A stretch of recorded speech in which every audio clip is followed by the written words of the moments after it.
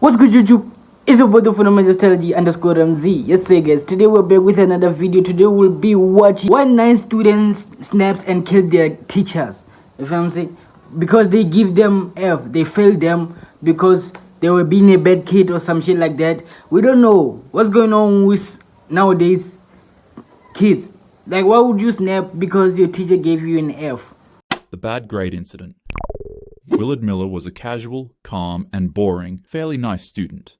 While attending a school in Fairfield, Iowa, he took a Spanish class with plans to pass and eventually study abroad in Spain. Nohema Graber was a 66-year-old Spanish teacher who also attended Fairfield High School. She had been teaching for years with a reputation for being firm but fair. But on November 2nd, 2021, she had just posted semester grades and one of her students was failing her class. The student was Miller, and the bad grade put his academics standing at risk. With the failed class on his transcript, he would now never be able to travel abroad to Spain. Miller's mother showed up to Graber's class to have a meeting about his academic performance. They sat for a while. Bruh, that's crazy, bruh. Even if they call your mom onto the class and they call her, like, they say, now, this nigga is failing a lot. It doesn't mean like you should go ahead and kill your teacher because he failed you. They called your mom to discuss what's wrong with you. What should we help you with? You know what I'm saying? Because you're getting so many F's, like you're being fucked. Shared concerns, made a couple of jokes, and then, well, that was it. The meeting went well for all three of them, and after they left, each individual went back to their home except for Graber. While on a daily walk at Chautauqua Park, she'd bump into Miller. Although she thought the student already went home, she'd wave hi to him. He smiled in return, and then he proceeded to smash her in the face with a baseball bat as hard as he possibly could. Let's pause here for a second. What? What? The nigga didn't even go to home, bro. Like, you let your mom to go home alone because all the meeting, they discuss everything. You feel what I'm saying? So you decided to take a bed and sing on her. Like nothing just happened. They're trying to help you, bro. Second. You see, ever since Miller had failed his class in fall, other students reported that he began slowly making dark jokes about Graber just suddenly disappearing. These jokes slowly evolved into intentions when Miller was caught searching things on Google in regards to if students would be given an automatic pass in their class if their teacher passed away mid-term. For some odd reason, a failed semester was enough to cause Miller to snap, and another student named Jeremy Goodale wanted to join him on his nefarious and ridiculously stupid mission to assassinate a teacher for his grades. At this point, you could probably guess what happened. Nah, look, even that nigga too. But what do you mean like you're encouraging your homeboy to do some crazy shit? To do some essay? Like, that's fucked up, like, big time, that's fucked up.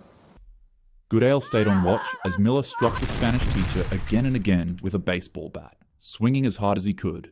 Although you would assume that this shameful atrocity was over, the two students didn't stop there. Miller handed the bat over to Goodale because she was still alive. They kept hitting her over and over again, fracturing her skull and causing irreparable damage. When they finally stopped, they dragged her body off the path, covered it with a tarp they'd brought specifically for this purpose. Then they took her van and drove it to a remote rural road to make her disappearance look random. Her body was discovered the next day by other park visitors. Shortly after her passing, Miller and Goodale were arrested within days after saying things like, "That teacher failed the wrong students, and I caught a body with a bat." The two idiots... Nah, this niggas, they're droolas, bro. I ain't gonna lie, I didn't want to use this word, but like, what do you mean, like, bruh, you planned everything, but you still failed? You know what I'm saying? It doesn't make sense. You got arrested. You didn't even go away with it. I'm not encouraging for you to get away with it, but what was your mostly intentions? Like, you did it for sure because of grades. Nigga, that's some crazy shit. And you forced your homeboy to do it because you didn't like the way she failed you. That's crazy. The idiots shamelessly bragged about their deed until it landed them in handcuffs. And, in April 2023, both pleaded guilty to their crimes. Miller received life with parole eligibility after 35 years. Goodale got life with parole after 25 years. There's something about failing students from schools that for some odd reason always brings out the worst in them. The overreaction incident. Abby Zwerner was a 25-year-old first-grade teacher at Rich Neck Elementary School in Newport News, Virginia. January 6th started ordinarily like any other day, but one of her students, a boy who was 20 minus 14 years old, had been acting up all morning. He'd get up repeatedly, disrupt the class, and ignore instructions. The guy was having a blast, but he was out of control, so Abby kept telling him to... I hate these niggas who like this, bruh.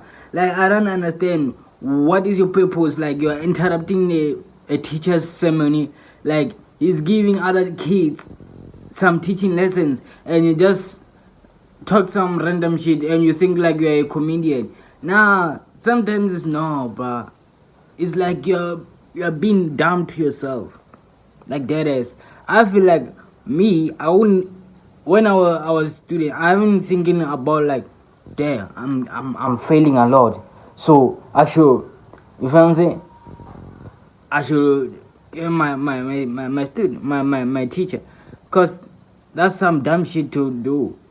Cause they say failure is a part of life, bro. You need to learn from your mistakes, learn from failure, and like, you'll develop. Sit down.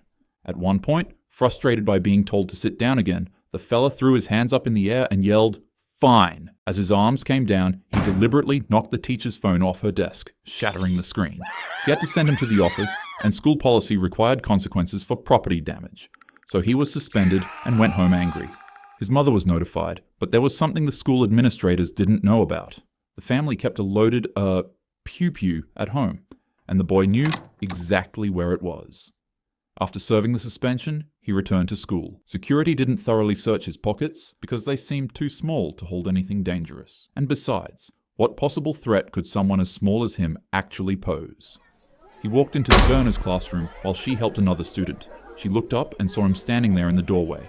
Suddenly, he pulled out the weapon, and before she could react, yeah, pew pew. I probably can't talk too deeply about this. Damn. This nigga's evil as fuck, bro. But the way the parent put that thing away, it was not secured. Even if I know where it is, but make sure it's been secured to the cord. On YouTube, but she was struck directly in the chest. The other students screamed, and the perp dropped his weapon and quickly ran out of the class. Zwerner was rushed to the hospital. She survived the attack, but the injury caused permanent damage to her spine since fragments remained permanently lodged near it. Doctors determined that it'd be too dangerous to remove without risking paralysis. The little guy couldn't be charged due to his age, but his mother, Deja Taylor, was later charged and received 3 years and 9 months for felony neglect. Zwerner resigned from teaching after the attempt on her life. She's spoken publicly about suffering from PTSD and being unable to return to... Nah, that's crazy. What do you mean? Like, you made a teacher to be having PTSD, bro? Like, you traumatized the teacher not to teach again, bro. That's crazy, bro. And your mom, like, defended you to that goal. Like, we know your mom put the gun unsafety guarded, but it doesn't mean you don't deserve to go to a juvie. No, lock that nigga. I feel like he deserved to be judged like that is. The classroom and later on filed a $40 million lawsuit against the school district, claiming administrators had ignored warnings from staff members about the weapon. A first grade teacher was shot by a 6-year-old because she told him to sit down. Madness. The bullied. Noel Estevez was a young man attending school in the Bronx in New York. For months, he had been living in absolute hell. A group of older boys had been tormenting him relentlessly. They'd call him names and shove him into lockers between classes. They would also follow him home and stand outside his building. I feel most of niggas can relate. Being shoved in a locker room, bro. That's crazy, bro. It means like it's a finest way to be bullied, bro. Like, even if you start being counting that shit, bro, like, go to someone, talk to someone, bro. Make sure like you don't be bullied to that core, like you end up maybe trying to kill someone because you're being bullied, bro. Laughing and threatening him. Sometimes they urinated on his front door, forcing his family to clean it up while his younger siblings watched. Noel told teachers and administrators what was happening. Still, nothing changed. The bullies became more aggressive, with the main one being Timothy Timothy Crump. Yeah. He was bigger and stronger than Noel, and genuinely enjoyed watching Noel flinch. On June 18th, 2014, Timothy and his friends surrounded Noel again. But this time, Tim started throwing punches, striking Noel in his chest and ribs as he tried defending himself. His bully was too strong, Noel was overpowered, and immediately went down. Other students gathered around, filming on their phones as they watched him get beaten to a pulp. And once again, just like...